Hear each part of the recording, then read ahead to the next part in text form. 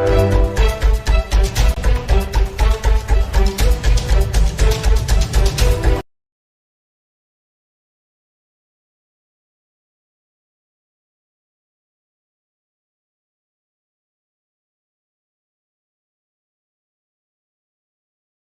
गए बेटा। Good evening sir. बेटा सभी लोगों को गुड इवनिंग। तो आ जाएं जल्दी जल्दी सभी लोग, जल्दी शेयर करके जल्दी से सभी को बुला लीजिए, फिर हम लोग स्टार्ट करते हैं आज की क्लास।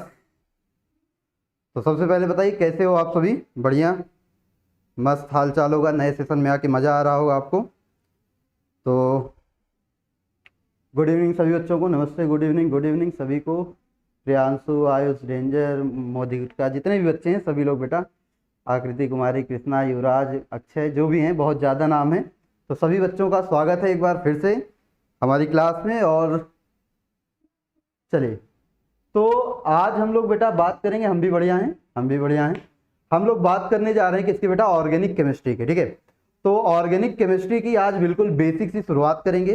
12th में जो ऑर्गेनिक केमिस्ट्री है, भाई देखो ऑर्गेनिक केमिस्ट्री जो होती है उसको देखो क्या लिखा है, पढ़ने से पहले कार्बनिक रसायन को समझ लो, है ना, कि कार्बनिक रसायन है क्या, उसको समझना है और उसमें क्या क्या चीज़ें पढ़नी है, उसके लिए क्या चीज़ें हमें जरूरी होंगी, उन सारी चीज़ों की हमें क्या करनी है, आज बात करनी है। एकदम बेसिक से बिल्कुल पॉइंट 0 से लेकर हीरो तक के लिए चलेंगे यहाँ पे। ठीक है, ऑर्गेनिक केमिस्ट्री में तो सबसे पहले अगर हम बात करें तो ऑर्गेनिक केमिस्ट्री में जो हमें पढ़ना रहेगा, देखो सबसे पहले एक पॉइंट समझ लो भाई, ऑर्गेनिक केमिस्ट्री जो होगी वो एकदम कॉन्सेप्ट से शुरू करेंगे, बेसिक कॉन्सेप्ट से, है ना। तो बेसिक कॉन्सेप्ट से जब शुरू करना है तो इसके लिए हमें क्या करना पड़ेगा, सारे उसके क्या करने पड़ेंगे, टूल्स जानने पड़ेंगे। भाई छोटे छोटे टूल्स हैं जो ऑर्गेनिक केमिस्ट्री में बहुत ज़्यादा यूज होते हैं। जैसे कि हम कहते हैं भाई चलो तुमको डायरेक्ट ऑर्गेनिक केमिस्ट्री पढ़ाना शुरू कर दें, तो वही बात होगी कि बंदूक ले लियो, गोली उसमें भरी ही नहीं है, या बंदूक लिए खड़े हो, चलाना आता ही नहीं है ना। तो सबसे पहले भाई बंदूक लेना तो है, लेकिन उसको चलाने का तरीका भी आना चाहिए और उसके जो टूल्स हैं वो भी आने चाहिए। तो उन सारी चीज़ों की आज हम बातें करेंगे कि ऑर्गेनिक केमिस्ट्री शुरुआत हुई कहाँ से है, उसमें क्या क्या चीज़ें जरूरी होंगी। तो सबसे पहले तो हम बात करते हैं कि ऑर्गेनिक केमिस्ट्री के लिए जो हमारी एकदम जरूरत होगी, जो एकदम जरूरी बातें अगर हम बात करें ऑर्गेनिक केमिस्ट्री के लिए, सबसे जरूरी बातें जो चीजें आपको जानते रहना चाहिए किसके लिए बेटा?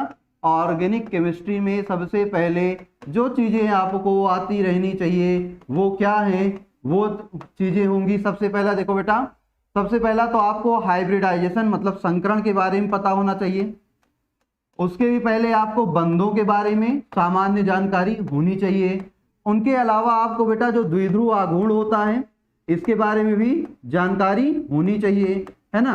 तो ये सारे, और जैसे अनुनाद हो गया, अनुनाद के बारे में आपको जानते रहना है। फिर उसके बाद इसमें हमें और क्या चीजें जाननी है बेटा? कुछ इलेक्ट्रॉनिक प्रभाव होंगे, इलेक्ट्रॉनिक प्रभाव उनके बारे में जानना है। मतलब ये सारे इसके जो है मेन टूल्स हैं जिनकी हेल्प से हम ऑर्गेनिक केमिस्ट्री को समझ सकते हैं। देखो फिजिकल केमिस्ट्री में आपने कुछ नहीं पढ़ा तो कहीं से भी शुरू कर सकते हो, एकदम समझ जाओगे, ये बात हमने पहले भी आप सभी को बताई है। इनऑर्गेनिक में अगर आपने कुछ नहीं पढ़ा है तो आप पीरियोडिक टेबल पढ़ लो, सारी चीजें आप समझ जाओगे, कोई दिक्कत नहीं है। लेकिन ऑर्गेनिक की सबसे बड़ी दिक्कत क्या होती है कि भाई यहाँ पे अगर आप पहला चैप्टर पढ़ोगे तभी आपको दूसरा समझ में आएगा, दूसरा पढ़ोगे तो आपको तीसरा समझ में आएगा। यहाँ पे सारी चीजें एकदम सीरियल से लगी हुई हैं, एकदम पॉइंट टू पॉइंट लगी हुई हैं। तो आपको सिंपल सी चीजें सबसे पहले क्या करनी है बेटा? सबसे पहले तो जो बेसिक्स हैं वो सारी चीजें हम क्या करेंगे, एकदम क्लियर करेंगे, एकदम बेसिक से चलेंगे। तो सबसे पहले आइए शुरू करते हैं कि ऑर्गेनिक केमिस्ट्री है क्या, ये ऑर्गेनिक नाम ही कहाँ से आया हुआ है, उसकी बात चलिए शुरू करते हैं। ठीक है, तो सबसे पहले बात करेंगे ये जो हमारी ऑर्गेनिक नाम है, जो ऑर्गेनिक केमिस्ट्री का ये जो नाम है ऑर्गेनिक, ये कहां से आया हुआ है। तो इसकी बात करते हैं, सबसे शुरुआत से इसी की बात करते हैं बेटा। तो एक साइंटिस्ट थे बर्जीलियस, बहुत ही महान साइंटिस्ट थे, बहुत ही ग्रेट साइंटिस्ट थे, जो कौन थे बेटा? बर्जीलियस। तो बर्जीलियस नाम के एक साइंटिस्ट थे, उन्होंने सबसे पहले एक थ्योरी दी हुई थी, जिस थ्योरी को हम बोलते हैं बेटा वाइटल फोर्स थ्योरी। क्या बोलते हैं? वाइटल फोर्स थ्योरी कहते हैं। तो इनकी ये थ्योरी जो थी वाइटल फोर्स थ्योरी, इसमें इन्होंने क्या बताया था? इन्होंने कहा था कि जो भी, भाई देखो सबसे पहले अगर हम पदार्थों की बात करें तो पदार्थों को दो भागों में बांटा जा सकता है। शुरुआत में पदार्थों को दो ही भागों में बांटा गया, एक तो वो जो निर्जीव वस्तुओं से मिलते हैं और एक वो जो सजीव वस्तुओं से मिलते हैं। जैसे भाई जो मिट्टी से हो गए, चट्टानों से हो गए, है ना, इन सब चीजों से जो निर्जीव चीजों से मिलते हैं, एक वो पदार्थ होते हैं, और एक जो सजीव चीजों से, मनुष्य से हो गए, पेड़ पौधों से हो गए, या फिर जानवरों से हो गए या जीवाश्मों से हो गए वो सारे पदार्थ। तो दो प्रकार के पदार्थ होते थे, एक भाई जो निर्जीव चीजों से मिलते थे, उन निर्जीव पदार्थों को ही हम क्या बोल देते थे, उन निर्जीव पदार्थों को ही हम बोलते हैं बेटा अकार्बनिक यौगिक। और जो सजीव पदार्थ होते थे उन सजीव पदार्थों से सजीवों से मिलने वाले पदार्थ को हम क्या बोलते थे बेटा, कार्बनिक यौगिक कहते थे। तो दो भागों में यौगिकों को बांट दिया गया सबसे पहले, और फिर इसी के आधार पे इन्हीं के लिए देखो यहाँ पे एक थ्योरी आई थी जो वाइटल फोर्स थ्योरी थी, जो किसने दी थी बेटा, वो दी थी आपके बर्जीलियस ने। इन्होंने कहा था कि जो आपका आपके जो ऑर्गेनिक कंपाउंड होते हैं वो केवल और केवल जीवित पदार्थों से मिल सकते हैं। ऑर्गेनिक कंपाउंड केवल किन से मिलते हैं बेटा, जीवित पदार्थों से मिलते हैं, लिविंग ऑर्गेनिज्म से मिलते हैं, या हम सिंपल से बोले ऑर्गन्स से मिलते हैं। किससे मिलते हैं बेटा, ऑर्गन्स से मिलते हैं। ठीक है, लिविंग ऑर्गेनिज्म या ऑर्गन्स आप कह दो, जीवित पदार्थों को आप ऑर्गन्स कह दो। तो जो आपके ऑर्गेनिक कंपाउंड थे, कार्बनिक यौगिक थे, कार्बनिक यौगिक केवल और केवल कहां से मिलते हैं बेटा, जीवित पदार्थों से मिलते हैं। इनको आप प्रयोगशाला में बना नहीं सकते हैं। ये किसने कहा था, ये कहा था बर्जीलियस ने। बर्जीलियस ने अपने सिद्धांत में कहा था कि जीवित पदार्थों से ही कार्बनिक यौगिकों का निर्माण हो सकता है। जीवित पदार्थों को क्या बोलते हैं बेटा, ऑर्गन्स कहते हैं। और इन्हीं ऑर्गन के बेस पर, इसी ऑर्गन के बेस पर फिर इसका नाम क्या पड़ गया बेटा, ऑर्गेनिक पड़ गया। क्या पड़ गया, ऑर्गेनिक पड़ गया। ठीक है, तो ये पहली चीज तो ये समझिए कि ऑर्गेनिक नाम आया कहां से बेटा, ऑर्गेनिक नाम आया कहां से है, ऑर्गेनिक नाम आया है भाई वाइटल फोर्स थ्योरी से। बर्जीलियस ने ये नाम दिया है। इन्होंने कहा कि जो भी आपके पदार्थ होंगे, कार्बनिक पदार्थ हो, जीवित पदार्थों से मिलते हैं, पेड़ पौधे हैं, जानवर हैं, मनुष्य हैं, इन सब चीजों से या उनके जीवाश्मों से मिलते हैं, और इसलिए इनको भाई ऑर्गन के नाम पर ही इनका नाम ऑर्गेनिक रख दिया गया। लेकिन फिर क्या हुआ, फिर भाई हुआ एक नई बात हुई। ये बात क्या हुई भाई, ये बात ये हुई कि एक साइंटिस्ट आए, वोलर। एक साइंटिस्ट क्या आए, वोलर आए। वो भाई एक दिन खेल रहे थे। वो क्या कर रहे थे, लेबोरेटरी में एक कंपाउंड लेके खेल रहे थे। मतलब उनका ये उद्देश्य नहीं था कि वो कोई ऑर्गेनिक कंपाउंड बनाएंगे, और उन्होंने जो कंपाउंड लिया था वो था अमोनियम साइनेट। वो क्या था बेटा, अमोनियम साइनेट। मतलब ये इस कंपाउंड के साथ कुछ और ही कहानी कर रहे थे, कुछ और ही कांड कर रहे थे। इनका ये उद्देश्य नहीं था कि हमें ऑर्गेनिक कंपाउंड बनाना है, हम कोई कार्बनिक रसायन बनाएंगे। ये अपनी धुन में कुछ किए जा रहे थे। इसको लेके क्या करें, चलो आज देखते हैं। जैसे हम लोग होता है ना, कुछ नई चीज मिलती है तो चलो आज इसको करके देखते हैं होता क्या है। मान लो कुछ नया चीज मिला, उसको चलो खोल पेंच करते देखते हैं होता क्या है। तो वैसे ही इन्होंने क्या किया, एक कंपाउंड लिया अमोनियम साइनेट, और इसको ये गर्म कर रहे थे। क्या कर रहे थे, गर्म कर रहे थे। मतलब इनका कोई ये इंटेंशन नहीं था कि ऑर्गेनिक कंपाउंड बनाएंगे। लेकिन जैसे ही इन्होंने इसको गर्म करना शुरू किया, यहाँ पे क्या बन गया बेटा, यहाँ पे बन गया एक ऑर्गेनिक कंपाउंड जिसे आप क्या बोलते हो, NH4CONH2, जो कि क्या होता है भाई, यूरिया। जो कहाँ पाया जाता है भाई, यूरिन में पाया जाता है ना, यूरिन में पाया जाता है। तो ये जो है भाई अमोनिया बन गया, यूरिया बन गया। और यूरिया जो है आपका सबसे पहला, तो अगर आपसे पूछा जाए कि सबसे पहला कार्बनिक यौगिक जो प्रयोगशाला में बनाया गया है वो कौन है, तो वो है बेटा आपका यूरिया। वो कौन सा है, आपका यूरिया होता है। ठीक है, तो सबसे पहले तो ऑर्गेनिक का नाम आया कहां से बेटा, ऑर्गेनिक का नाम दिया है बर्जीलियस ने वाइटल फोर्स थ्योरी के बेस पर। लेकिन फिर उन्हीं के ये भाई हम कह सकते हैं उनके अंडर में रिसर्च कर रहे थे, ये वोलर थे, ये फ्रेंच साइंटिस्ट थे। इन्होंने क्या किया, इन्होंने भाई लेबोरेटरी में एक दिन क्या कुछ अमोनियम साइनेट के साथ कुछ कर रहे थे, हमको नहीं पता क्या कर रहे थे, लेकिन कुछ कर रहे थे। तो गर्म करते ही यहाँ पे एक कंपाउंड बना जिसे हम बोलेंगे यूरिया। और ये यूरिया जो है वो पहला ऑर्गेनिक कंपाउंड है। फिर इसके बाद तो बहुत सारे कंपाउंड, जैसे एसिटिक एसिड बना, फिर आपका एल्डिहाइड बना, फिर एल्कोहल बना, फिर लेबोरेटरी में सभी कंपाउंड धीरे धीरे क्या होते गए, बनते गए। तो फिर इसका मतलब क्या हुआ भाई, बन गए तो क्या हुआ, तो फिर भाई ये जो ऑर्गेनिक नाम दिया गया था, भाई ये ऑर्गेनिक नाम तो दिया गया था, क्यों, क्योंकि भाई वो जो हमें पदार्थ होते हैं, ऑर्गेनिक कंपाउंड्स होते हैं, जो कार्बनिक यौगिक होते हैं, वो केवल लिविंग बीइंग से मिलते हैं, जीवित चीजों से मिलते हैं। तो अब तब इसका नाम ऑर्गेनिक रख दिया गया था। लेकिन अब क्या हुआ भाई, उसके बाद इसे तो हम प्रयोगशाला में बना सकते हैं, फिर अभी भी इसका नाम ऑर्गेनिक क्यों है, तो भाई जो परंपरा चल गई वो परंपरा चल गई है ना, क्योंकि बहुत दिनों से हम यही नाम देखते आए थे, भाई शुरू से ही ऑर्गेनिक नाम पड़ गया। अब पता चला 20 साल का लड़का हो गया, उसका नाम रख दिया गया, कुछ भी रख दो, मान लो गप्पू रख दो। अब 20 साल बाद कहे कि हमको ये नाम अच्छा नहीं लग रहा, तो क्या जितने लोग उसको जानते क्या उसका नाम बदल जाएगा क्या, भाई वो तो उसको गप्पू ही कहेंगे ना। वही चीज है कि ऑर्गेनिक नाम पड़ गया शुरू में, और जब ऑर्गेनिक नाम एक बार पड़ गया तो भाई पड़ गया। अब उसका जो महत्व था वो अलग बात है कि इसका जो ये नाम रखने का महत्व था वो खत्म हो गया। मान लो कोई बच्चा बचपन में काला पैदा हुआ, तो उसका नाम काला देख के कलुआ रख दिया, सब उसको कलुआ कलुआ बुलाने लगे। अब हुआ क्या, 15 साल का हुआ, उसके बाद वो अचानक से गोरा हो गया, तब का उसका नाम कलुआ बदल जाएगा क्या? तब भी तो उसको सब कलुए कलुआ कहेंगे ना, क्योंकि उसका भाई सब जगह नाम कलुए रह गया। तो वैसे ही ऑर्गेनिक का भाई नाम रखने का महत्व ये था कि भाई वो बचपन से ही वैसा था कि बचपन में जब पैदा हुआ तो हमने देखा अच्छा ये पैदा हुआ है, कहां से पैदा हुआ, जीवित चीजों से पैदा हुआ है, उसका नाम रख दिया ऑर्गेनिक। वो तो बड़ा होने के बाद पता चला कि ये गोरा आ गया या कुछ और हो गया, बड़ा होने के बाद पता चला, जब और उस पर स्टडी की गई तब पता चला कि बेटा ये प्रयोगशाला में भी बन सकता है। तो इसलिए इसका फिर वहां महत्व नाम का खत्म हो गया, लेकिन जो नाम रख गया वो रख गया। तो ऑर्गेनिक नाम रख गया, तो इसी तरह से ऑर्गेनिक नाम भी क्या हो गया बेटा, हाँ ऑर्गेनिक नाम इसका पड़ा रह गया। पहली चीज तो ये क्लियर है सभी को, पहली चीज ये क्लियर है सभी को, ऑर्गेनिक नाम कहां से आया, उसका महत्व खत्म हो चुका है, फिर भी ऑर्गेनिक नाम है। अब बात आती है कि ये जो ऑर्गेनिक केमिस्ट्री है इसको बनाया क्यों गया। भाई हमारे पास इतने सारे तत्व हैं, हमारे पास टोटल अगर हम पीरियोडिक टेबल की बात करें, अपनी आवर्त सारणी की बात करें, तो हमारे पास हमारी आवर्त सारणी में बेटा, आवर्त सारणी में कुल 118 तत्व हैं। कितने तत्व हैं? 118 तत्व हैं। फिर भी उनमें से एक ही तत्व है कार्बन, जिसके लिए अलग से केमिस्ट्री बना दी गई, जिसको बोला गया ऑर्गेनिक केमिस्ट्री। बाकी 117 क्या विदेश से आए थे क्या?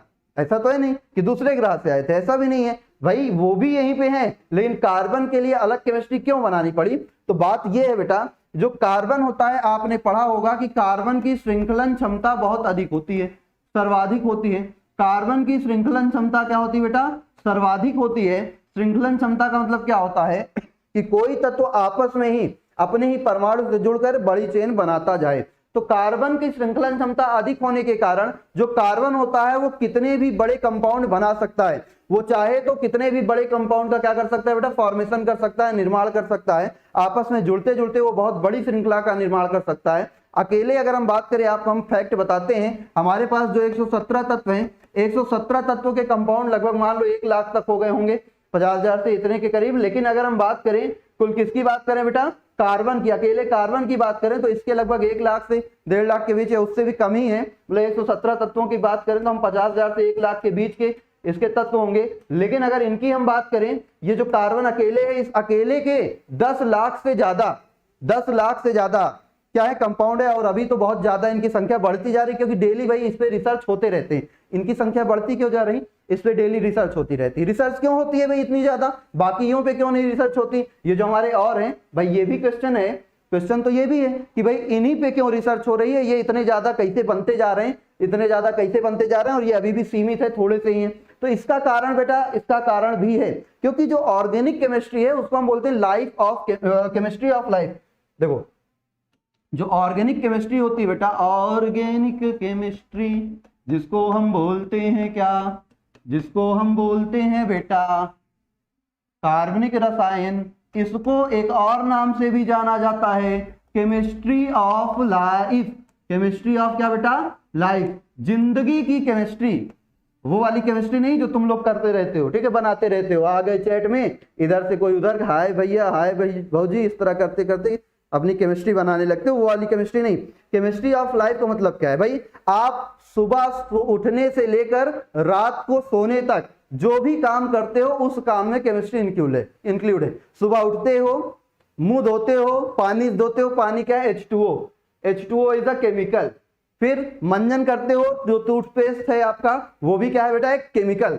जिस ब्रश से करते हो उस ब्रश में जो आपके, जिससे आपके दांत साफ होते हैं, जो रेसे होते हैं, वो भी क्या है? एक पॉलीमर है, बहुलक है, वो भी क्या है? केमिकल। जो आप उठने के बाद, नहाने के बाद जो साबुन लगाते हो, साबुन नहाते समय क्या है भाई? केमिकल। शैम्पू लगाते हो, शैम्पू भी क्या है बेटा? केमिकल। कंडीशनर यूज करते होगे तो कंडीशनर भी क्या है? केमिकल। उसके बाद बढ़िया राजा बाबू बन के आते हो, जेल लगाते हो हाथ में, ये चिपका के बाल चल देते हो, वो भी क्या है बेटा? केमिकल। जो लोग नहीं नहाते हैं, सुबह सुबह उठ के तिलपनिया करते हैं, तो वो जो ऑयल होता है वो भी क्या होता है? फैट होता है ना, वो भी क्या है बेटा? केमिकल। उसके बाद बात करो, जो आपने ये कपड़े पहन रखे हैं, ये भी क्या है? पॉलीमर, ये भी क्या है? केमिकल। जो खाना खाते हो वो भी क्या है भाई? उसमें भी कंपाउंड्स केमिकल ही हैं। जो प्रोटीन्स हैं, जो विटामिन है, जो कार्बोहाइड्रेट हैं, भाई आप जो भी चीज खाते हो आपको या तो फैट मिलता है, कार्बोहाइड्रेट मिलता है, विटामिन मिलता है, प्रोटीन मिलता है, सारी की सारी चीजें क्या है? केमिकल। मतलब सुबह से लेकर शाम तक या सोते समय, सोते हो नींद क्यों आती है? आपका हार्मोन जो होता है भाई वो क्या होता है, बाहर निकलता है, वो भी क्या है, केमिकल। आपको हंसी आती है, आपके हार्मोन्स रिलीज होते हैं, क्या है, केमिकल। आपको दुख होता है, उसके लिए भी होता है केमिकल। आप देख पा रहे हो आंख में आपके पास एक कंपाउंड जिसको बोलते हैं रेटिनल, आप देख क्यों पा रहे हो बेटा? आपकी आंख में एक कंपाउंड है रेटिनल, इसके कारण आप देख पा रहे हो। मतलब दिन प्रतिदिन, नित्य प्रतिनित्य जितना बेटा फेस वॉश जो भी आप जो भी करते हो, हर चीज में क्या है बेटा, केमिस्ट्री। बिना केमिस्ट्री के तुम नहीं कर सकते कुछ भी काम। अभी देखो ये जो आप पढ़ रहे हो ना बेटा, इसके अंदर जो इसके अंदर मटेरियल लगा हुआ है एंड्रॉइड में, जो सिलिकॉन प्लेट होती है, सिलिकॉन भी क्या है, मटेरियल। ये जो प्लास्टिक है जिससे हम ये लिख रहे हैं बेटा, ये प्लास्टिक की बनी हुई, प्लास्टिक क्या है, पॉलीमर। ये क्या है, पॉलीमर। ये भी क्या है, केमिस्ट्री है। जो स्क्रीन है, स्क्रीन भी क्या है बेटा, एक पॉलीमर है, वो भी क्या है, केमिस्ट्री है। जो आप इसमें इलेक्ट्रिसिटी आ रही, वायर, वायर किससे बनी हुई है, वायर भी वही आपका मेटल ही है, वो भी क्या है, केमिकल। तो हर जगह आप अपने चारों ओर आसपास जितनी भी चीजें देखते हो, बिना ऑर्गेनिक केमिस्ट्री के किसी भी चीज की कल्पना की ही नहीं जा सकती। इसलिए बेटा इसे हम क्या बोलते हैं, केमिस्ट्री ऑफ लाइफ कहते हैं। अब बताओ, इतनी ज्यादा डिमांड है इसकी भाई, हर चीज में इसका यूज है, हर चीज में इसका यूज है, तो मतलब इसकी डिमांड बहुत ज्यादा है। इसी को क्या बोलेंगे भाई, है ना, मोस्ट एलिजिबल बैचलर है। ये कौन है, पीरियोडिक टेबल में जो कार्बन है, वो कार्बन कौन है, मोस्ट एलिजिबल बैचलर है। मतलब कि सबसे ज्यादा डिमांड किसकी है, कार्बन की है, और उससे बनने वाले कंपाउंड की है। कार्बन की है और उससे बनने वाले बेटा किसकी है, कंपाउंड की है। तो this is most eligible bachelor of the periodic table. इसीलिए इस पर लगातार रिसर्च चलती जाती है, रिसर्च चलती जा रही है, और नित्य डेली टू डेली इसमें नए नए क्या होते जाते हैं बेटा, कंपाउंड बनते जाते हैं। अब डेली नए नए कंपाउंड बनते हैं, इसके मतलब कार्बन के कंपाउंड इतने ज्यादा हो चुके हैं भाई, इतने ज्यादा इस पे थीसिस हो चुकी है, इतने ज्यादा इसके रिसर्च पेपर हो चुके हैं। अगर हम बात करें कि जो कार्बन के जो या ऑर्गेनिक केमिस्ट्री के लिटरेचर्स हैं, उन लिटरेचर्स को एक तरफ रख दो, बाकी सबके लिटरेचर को रख दो, सब खत्म, मतलब वो भी कम पड़ जाएंगे। कंपाउंड तो ऐसे भी बहुत ज्यादा है भाई, कंपाउंड तो 117 तत्वों के एक तरफ हो गए, कार्बन अकेले के एक तरफ, तब भी बहुत ज्यादा है। उसी तरह से इसके ऊपर जो रिसर्च पेपर लिखे गए हैं, वो भी बाकी सारे जितने भी हमारे पास क्या है लिटरेचर, उनको अलग रख दो, कार्बन के लिटरेचर को एक तरफ रख दो, तो कार्बन वाले ज्यादा हो जाएंगे। ठीक है, तो ये सारी चीजें जो है बेटा बेटा ये कोई चैप्टर नहीं, ये कोई बुक नहीं, ये आपके लिए इंस्ट्रूमेंट है, टूल है। जो आज हम पढ़ने जा रहे हैं, जो आज हम सीखने जा रहे हैं, ये एक टूल है जो आपको ऑर्गेनिक केमिस्ट्री सिखा देगी। मतलब अगर आपको ऑर्गेनिक केमिस्ट्री में बिल्कुल से दिक्कत है, बहुत कोई आपने थोड़ा सा भी नहीं पढ़ा हुआ है, और जो लोग हमसे पढ़े थे वो तो बिल्कुल नहीं पढ़े होंगे, क्योंकि बेटा 11th में नहीं पढ़ा पाए थे, तो वही चीजें कवर की जा रही हैं। अब आपको बिल्कुल अगर नहीं पढ़े हो, बिल्कुल कुछ भी नहीं आता, परेशान होने की कोई जरूरत नहीं। ऑर्गेनिक आप एकदम, मतलब अगर आप हमसे पढ़ रहे हो, ये एकदम 100% हम गारंटी लेते हैं, अगर आप हमसे पढ़ रहे हो तो आपको किसी भी चीज में दिक्कत हो सकती है, लेकिन ऑर्गेनिक केमिस्ट्री में दिक्कत नहीं होगी। टू द पॉइंट एकदम बात, मतलब किसी भी कॉन्सेप्ट में बिल्कुल भी दिक्कत नहीं होगी, इसकी गारंटी हम लेते हैं। लेकिन हाँ, जितनी बातें कहेंगे उतनी बातें करनी है, जितना आपको चीजें बताएंगे उनको ध्यान से सुनना है, जो कॉन्सेप्ट बताएंगे उसको अप्लाई करना है। देखो पढ़ने का तरीका क्या है भाई, पढ़ने का तरीका सिंपल सा है भाई, हमारे पास 3 चीजें होती हैं। एक तो होती है भाई थ्योरी, सबसे पहले क्या होती है थ्योरी, थ्योरी हम जिसे बोले डिफिनीशन कह लें, है ना। तो सबसे पहली चीज तो होती है थ्योरी।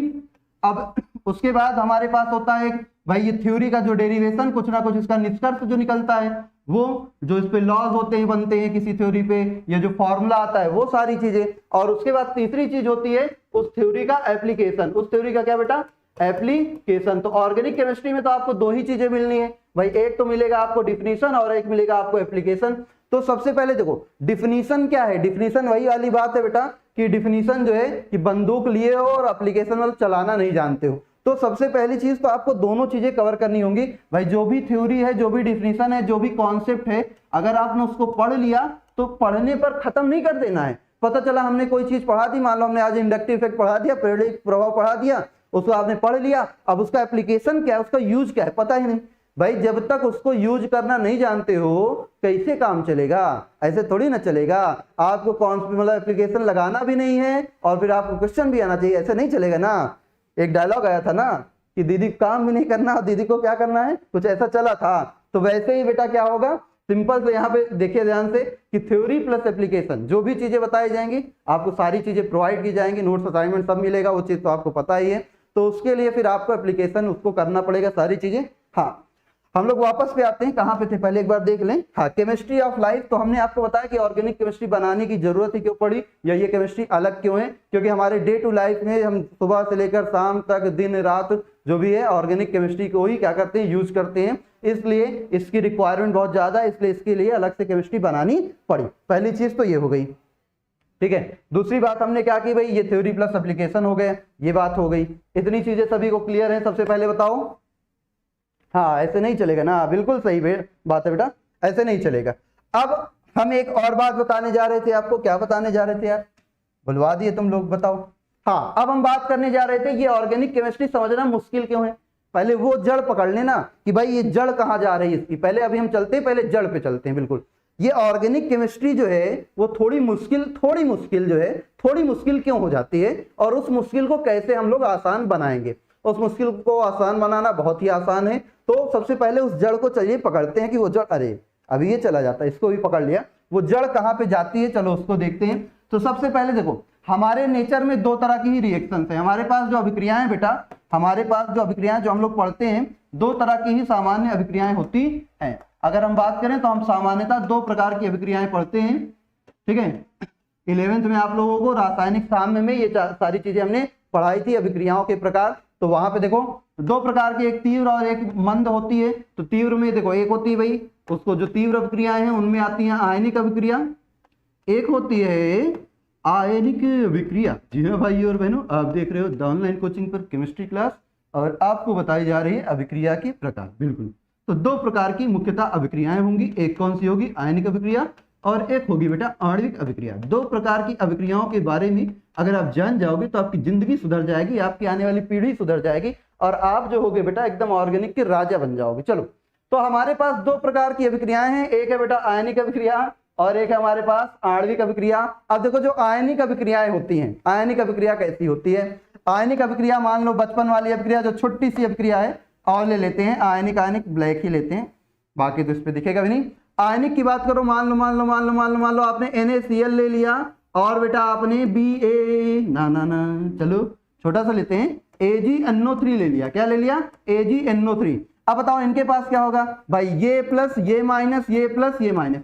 आयनिक अभिक्रियाओं में होता क्या है, इसका प्लस इसके पास जाएगा, इसका माइनस इसके पास आ जाएगा, दोनों आपस में मिलकर अपनी जिंदगी बसा लेंगे खुशहाली से। ये बनेगा NaNO3 प्लस AgCl, बोलो AgOG बन गया अपना कंपाउंड। क्या बन गया, कंपाउंड बन गया। अब यहाँ पे देखिएगा आयनिक अभिक्रियाएं जो होती हैं बहुत ही आसान, जो दिखता है वही होता है, जो दिखता है वही होता है। मतलब कि इसका प्लस इसका माइनस, इसका प्लस इसका माइनस, दोनों को मिला दो, बन गया उत्पाद। जिसको कुछ नहीं भी आता होगा वो भी आयनिक अभिक्रिया आसानी से कर लेगा, बस उसको बताना क्या होता है कि बेटा प्लस माइनस को मिला दो। जैसे हमने लिया KCl ले लो, और हम ले लिया बेटा BaSO4 ले लिया, BaSO4 ले लिया। अब यहाँ क्या होगा भाई, K प्लस है, ये माइनस है, ये प्लस है, ये माइनस है। अब इनकी वैलेंसी 2 होती है तो यहाँ 2 लगा दो। अब इसका प्लस इसका माइनस, इसका प्लस इसका माइनस, क्या बनेगा K2SO4 प्लस, बोलो कितना, K2SO4 प्लस BaCl2। ये आपका बन गया उत्पाद। जी हाँ, यहाँ भी एक और उत्पाद बना, और इसको भी बनाने का तरीका बेटा बिल्कुल ही सिंपल था। क्या था कि भाई आयन एक्सचेंज किया, बन गया। लेकिन कहानी शुरू कहाँ होती है, आणविक अभिक्रियाओं में। कहानी शुरू होती है बेटा ऑर्गेनिक अभिक्रियाओं में। तो मतलब ये आणविक अभिक्रियाएं जो है इनकी बात करते हैं। मान लो इन पे हमने मान लो हमने ले लिया बेटा CH4 ले लिया, और CH4 की रिएक्शन Cl2 से करा दी HNu के प्रेजेंस में। ये एक अणु है, दिख रहा है सभी को, नहीं दिख रहा, ब्लैक से ही लिखें, ब्लैक से ही लिखते हैं, हमको खुद नहीं दिख रहा, तुमको कैसे दिखेगा। तो यहाँ पे क्या है बेटा, एक हमने लिया CH4 ले लिया, हमने Cl2 ले लिया, अब यहाँ पे HNu बनाया, अब HNu बनाया, और यहाँ पे उत्पाद बना CH3Cl प्लस HCl। अब ये उत्पाद कैसे बना पता ही नहीं भाई। यहाँ पे जो Cl2 होते हैं, ये Cl2 भाई Cl2 जो होता है वो ब्रेक होता है Cl रेडिकल और Cl रेडिकल में, फिर ये Cl रेडिकल इस पे अटैक करता है। तो यहाँ से भाई Cl रेडिकल जब CH4 पे अटैक करता है, अभी इसकी कहानी आप सब जानोगे, तो CH पे अटैक करता है ये Cl रेडिकल, तो इसके एक H को लेकर निकल जाता है, और एक H को जब एक निकल जाता है तो यहाँ पे बेटा एक इंटरमीडिएट बनता है। क्या बनता है यहाँ पे? एक इंटरमीडिएट कंपाउंड बनता है। अब ये इंटरमीडिएट जब दूसरे Cl से करेगा तब जाके ये उत्पाद बनेगा। तो यहाँ पे ये जो रिएक्शन है ये कॉम्प्लेक्स टाइप की है। मतलब कि बेटा यहाँ पे हम देखकर, अगर आप ये सारी चीजें नहीं जानते हो तो आप देखकर नहीं बता सकते। जैसे अगर हम एक और एग्जाम्पल की बात करें, जैसे हम बात करते हैं यहाँ बेटा, मान लो डबल बॉन्ड लगा लिया, मार्कोनी का आपका एग्जाम्पल लेते हैं, CH3 CH double bond CH2 लिया और प्लस HCl ले लिया, तो इसकी रिएक्शन कराएंगे तो बेटा देखो डबल बॉन्ड इसके पास भी है, डबल बॉन्ड इसके पास भी है। कहानी क्या हुई? यहाँ H प्लस है, यहाँ Cl माइनस है ना भाई, आणविक है लेकिन ये पार्शियल पॉजिटिव पार्शियल नेगेटिव है। तो अब ये H प्लस इस पे आएगा कि H प्लस इस पे जाएगा, Cl माइनस इस पे आएगा कि Cl माइनस इस पे जाएगा। ये सारी चीजें कैसे पता चलेंगी बेटा? ये सारी चीजें पता चलेंगी जब हम जानेंगे कि यहाँ पे इंटरमीडिएट कौन बन रहा है, इंटरमीडिएट उत्पाद जो हमारा है कौन बन रहा है, और जो इंटरमीडिएट ज्यादा स्टेबल होगा वो चीजें होंगी। तो मतलब कि सबसे पहली कहानी तो यही है कि जो आणविक अभिक्रियाएं हैं, ये जो हमारी जितनी भी ऑर्गेनिक रिएक्शन है, जितनी भी कार्बनिक अभिक्रियाएं हैं, वो सारी की सारी आणविक अभिक्रियाएं जो है भाई उनमें एक इंटरमीडिएट बनेगा, और उस इंटरमीडिएट को पहचानना हमें आना चाहिए। वही इंटरमीडिएट होते हैं मुक्त मूलक, कार्बोधनायन, कार्बो ऋणायन, कार्बीन, नाइट्रीन, मतलब ये सारे ही हमारे क्या होते हैं? इंटरमीडिएट होते हैं। तो इन सारी चीजों की बात सबसे पहले तो हम केमिस्ट्री में इंटरमीडिएट की ही बात करेंगे कि कौन कौन से इंटरमीडिएट हमें काम आने वाले हैं। इतनी चीजें सभी को क्लियर हो गई बेटा? क्लियर हो गई? तो पहले एक बार सारी चीजें रिमाइंड करते हैं। हमने आपको क्या क्या बता दिया? सबसे पहले ऑर्गेनिक कहां से आई, ऑर्गेनिक की जरूरत क्यों पड़ी, कार्बन का इतना ज्यादा कंपाउंड क्यों है, कैसे हमें इसको सीखना है, क्या क्या चीजें सीखने के लिए जरूरी होंगी। अब इनमें से जो जो चीजें सीखने के लिए जरूरी होंगी उनमें से आधी से ज्यादा चीजें आप जानते ही होगे बेटा। कौन सी चीजें? जैसे कि बंध हो गया, जैसे द्विध्रुवागुण हो गया, जैसे कि आपका फिर आपका क्या हो गया, संकरण हो गया। ये सारी चीजें आप जानते हो, नहीं भी जानते होगे तो यहाँ निकालना बिल्कुल सिखाएंगे। चलिए अब हम बात करते हैं कि ऑर्गेनिक मतलब कार्बनिक रसायन कहते किसको हैं। अभी तो हम ये जाने ना कि होता क्या है, अब हम मुख्यतः बात करेंगे, मेन पॉइंट पे आते हैं कि हमारी जो कार्बनिक रसायन है या जो हमारे कार्बनिक यौगिक हैं वो होते क्या है। तो हम बात करेंगे बेटा what is organic compound, what are organic compound या व्हाट इज ऑर्गेनिक कंपाउंड, कि हमारे जो ऑर्गेनिक कंपाउंड है, जो कार्बनिक यौगिक हैं, ऑर्गेनिक कंपाउंड्स, वो क्या होते हैं वास्तविकता में।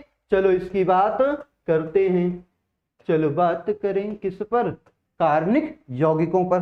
तो आपने जो पढ़ा होगा बेटा, आपने जो विद्युत आघूर्ण किसे कहते हैं।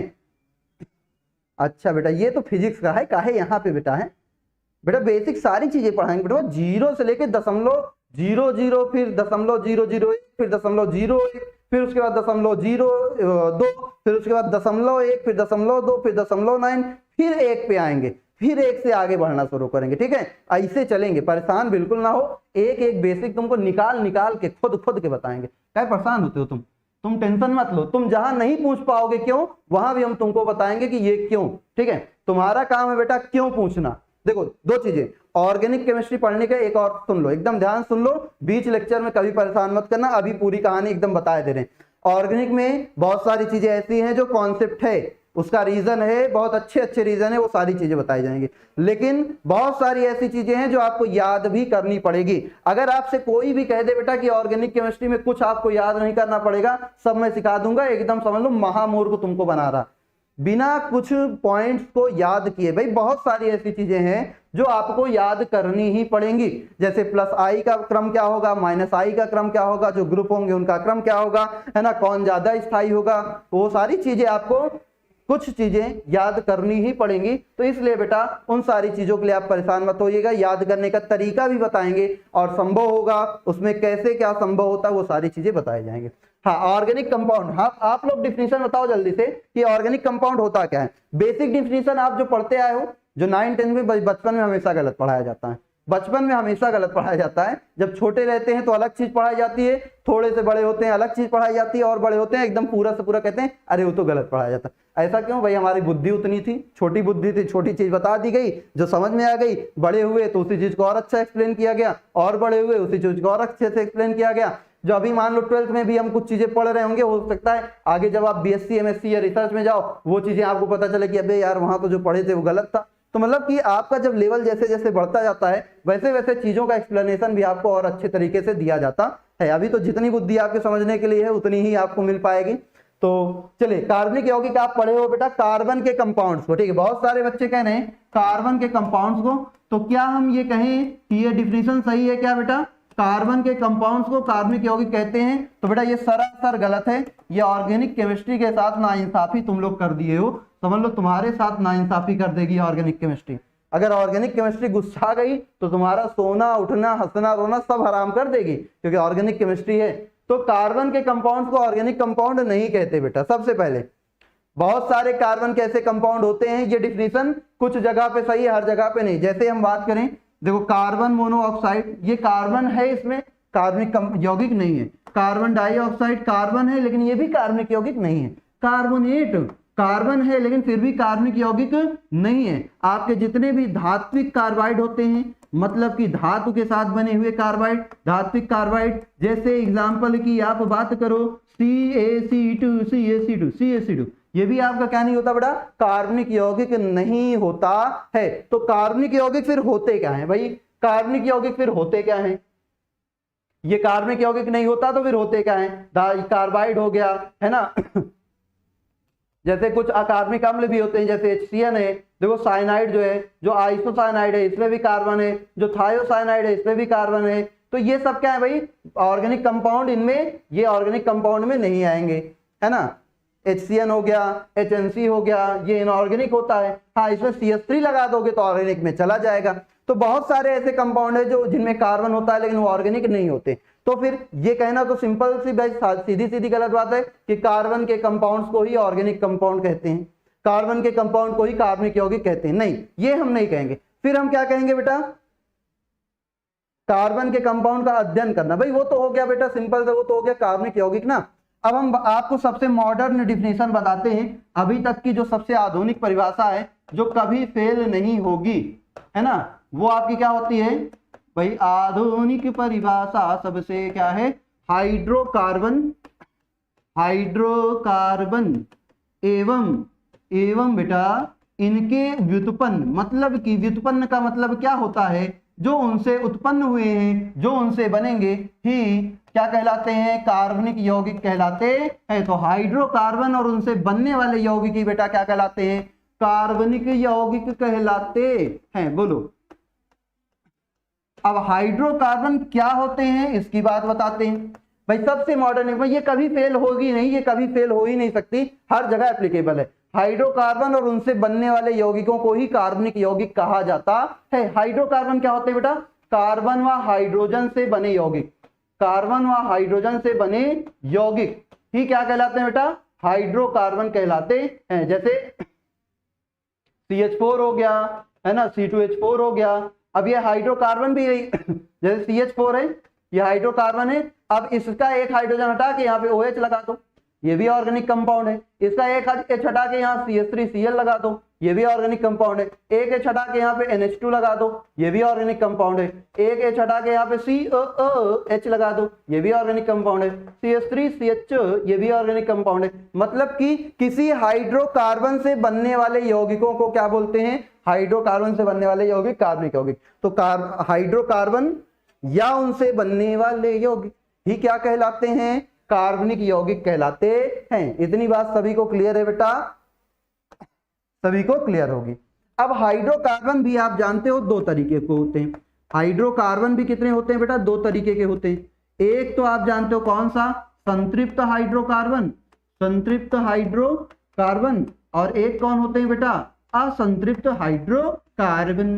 बोलो कौन से होते हैं? असंतृप्त हाइड्रोकार्बन। दो तरीके के आपके क्या होते हैं बेटा? हाइड्रोकार्बन होते हैं, संतृप्त हाइड्रोकार्बन एंड असंतृप्त हाइड्रोकार्बन। संतृप्त हाइड्रोकार्बन भाई जिनमें कार्बन कार्बन के बीच एकल बंध पाया जाता है, जिनमें कार्बन कार्बन के बीच, कार्बन एवं कार्बन के बीच, कार्बन एवं कार्बन के बीच क्या पाया जाता है बेटा? एकल बंध पाया जाता है। तो वे यौगिक जिनमें कार्बन कार्बन के बीच एकल बंध पाया जाता है उसे हम क्या बोलते हैं? उसे बोलते हैं संतृप्त हाइड्रोकार्बन। और इनके एग्जाम्पल कौन होते हैं बेटा? तो इनके एग्जाम्पल आइए देखते हैं। इनके एग्जाम्पल होते हैं कौन कौन कौन कौन कौन कौन, आ जाओ बेटा। इनका एग्जाम्पल होता है एल्केन। कौन होता है? एल्केन, जिसका सामान्य सूत्र होता है CnH2n+2। ये एल्केन का सामान्य सूत्र होता है। n की value 1 2 3 4 get on the dance. अरे नहीं 1 2 3 4 5 इस तरह चलता जाएगा। अच्छा वो रिदम बन गया था, अपने आप निकल गया, कोई दिक्कत नहीं। चलो तो ये एल्केन होता है बेटा CnH2n+2, इसका सामान्य सूत्र होता है। n की वैल्यू 1 2 3 4 5 6 रखते जाओगे तो ये आपका क्या होता जाएगा, बनता जाएगा। तो यहाँ पे जैसे हम 1 रखेंगे तो बनेगा CH4, 2 रखेंगे तो C2H6, 3 रखेंगे तो C3H8। इसी तरीके से ये आपके क्या होते जाएंगे, बनते जाएंगे। बोलो क्लियर है बेटा सभी का? क्लियर है सभी का? क्लियर है सभी का? हाँ बेटा, जो 11th के बच्चों की जो क्लासेस बची हैं आप मिल जाएंगी, ठीक है, वो सारी चीजें मिल जाएंगी, डोंट वरी। चलो ये चीज क्लियर हो गई। असंतृप्त क्या होता है बेटा? असंतृप्त की अगर हम बात करें, चलो आते हैं थोड़ा अगले पेज पे चलते हैं ना, यहाँ क्यों परेशान है। असंतृप्त हाइड्रोकार्बन किसकी बात करें? असंतृप्त हाइड्रोकार्बन। तो बोलो बेटा असंतृप्त हाइड्रोकार्बन क्या होंगे? ऐसे हाइड्रोकार्बन जिनमें कार्बन कार्बन के बीच, सिंपल सी बात करें, कार्बन कार्बन के बीच डबल बॉन्ड हो या फिर कार्बन कार्बन के बीच कम से कम एक ट्रिपल बॉन्ड होता है।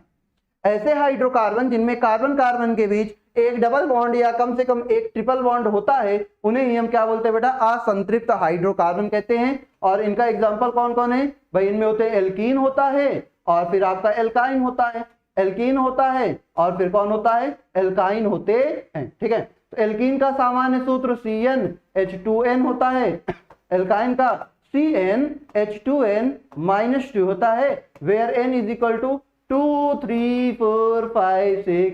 अब आप सोच रहे होगे कि यहाँ पे भाई 2 से क्यों स्टार्ट है, यहाँ पे भी होगा 2 3 4 5 6 इस तरीके से।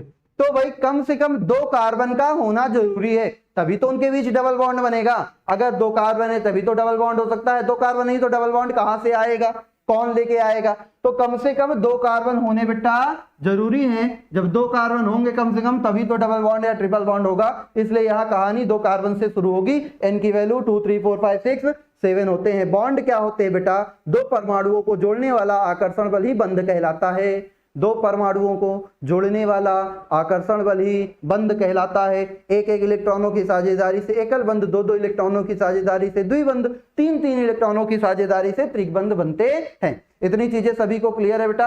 हाँ। अब यहाँ पे अगर आप देखोगे तो n की वैल्यू रखो C2H4 हो जाएगा, ये पहला कंपाउंड। 3 रखोगे C2H6 हो जाएगा। इसी तरह यहाँ C2H2 हो जाएगा। C2H कितना भाई, सॉरी C3H3 4 हो जाएगा। C4 6 हो जाएगा। इस तरीके से ये यौगिक बनते जाएंगे, ठीक है। इस तरह से ये यौगिक क्या होते जाएंगे, बनते जाएंगे। CO2 बेटा कार्बन डाइऑक्साइड है, बचपन से आप जानते हो, ऑक्सीजन लेते हो कार्बन डाइऑक्साइड देते हो। हाँ बेटा ये 2022 के लिए ही है, 2022 के बच्चों के लिए है। चलिए इतनी चीजें क्लियर हो गई। तो हाइड्रोकार्बन और उनसे बनने वाले यौगिकों को ही कार्बनिक यौगिक कहा जाता है। यही एकमात्र जो होते हैं कार्बनिक यौगिक होते हैं। तो कार्बनिक यौगिक में अगर हम सिंपल सी बात करें तो भाई कार्बनिक यौगिक में आपको क्या मिल सकता है भाई? कार्बन मिल सकता है या हाइड्रोजन, मोस्ट कॉमन।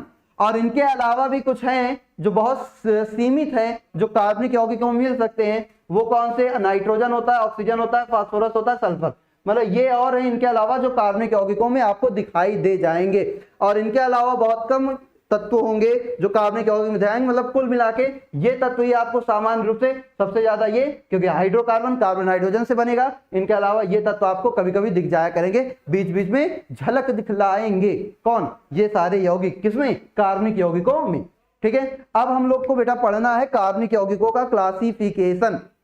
कार्बनिक यौगिकों का क्लासिफिकेशन करेंगे, ठीक है। कार्बनिक यौगिकों को क्या करेंगे बेटा? क्लासिफिकेशन करेंगे। और फिर जो बहुत ही सबसे छोटी चीज से शुरुआत करेंगे, सबसे छोटी चीज से शुरुआत करेंगे। सबसे छोटी चीज क्या होती है? अणुओं का प्रदर्शन। मतलब कि ये जो कार्बनिक यौगिक होंगे इनको प्रदर्शित करने की कौन कौन सी विधियां होती हैं, इनको हम किस किस तरह से लिखकर दिखा सकते हैं, किस किस तरह से दर्शा सकते हैं, वो सारी बातें अब हम कल के लेक्चर में करेंगे, क्योंकि आपकी नई नेक्स्ट क्लास शुरू होने वाली है। तो कल के लेक्चर में आप सभी लोग फिर से इसी टाइम पे 4 बजे क्या होंगे, उपस्थित होंगे। और कल के लेक्चर में बेटा आप जो है हाँ झलक दिखला जाना सब लोग, किसकी, कम से कम 300 बच्चे लाइव चाहिए कल के लेक्चर में, नहीं तो पढ़ाना शुरू नहीं करूंगा, आके खड़ा रहूंगा। ठीक है, तो आज सभी को शेयर कर दो, आज से एकदम केमिस्ट्री क्लास बढ़िया से स्टार्ट हो चुकी है। ठीक है, तो सभी को शेयर करिए और कम से कम 300 प्लस कल होंगे, तभी आपको आनंद आएगा और एनर्जी के साथ पढ़ाया जाएगा।